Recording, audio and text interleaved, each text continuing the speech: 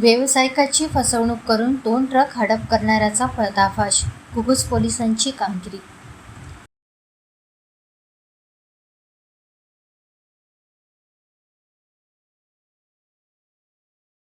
भद्रावती येथील एका व्यावसायिकाची फसवणूक करून 2 ट्रक हडप करणाऱ्या आणि पुरावा नष्ट करण्याच्या उद्देशाने त्याचे तुकडे करणाऱ्याचा घुगुस पोलिसांनी यशस्वीरित्या छाळा लावला आहे.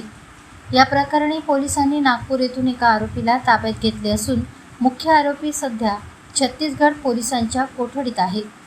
फिर्यादी गोविंद अतुल कुंडू यांच्या मालकीचे 2 टाटा डंपर आरोपी साबिर अली सिराजुद्दीन सय्यद याने खरेदी करण्याच्या बहाण्याने नोटरीद्वारे ताब्यात घेतले होते.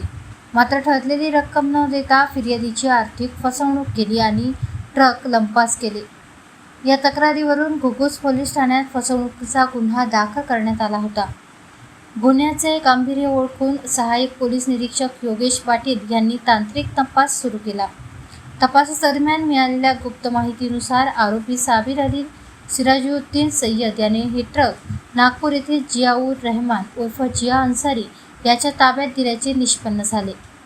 घुगुस पोलिसांच्या पथकाने नागपूर येथे छापा टाकून जिया अन्सारी याला ताब्यात घेतले.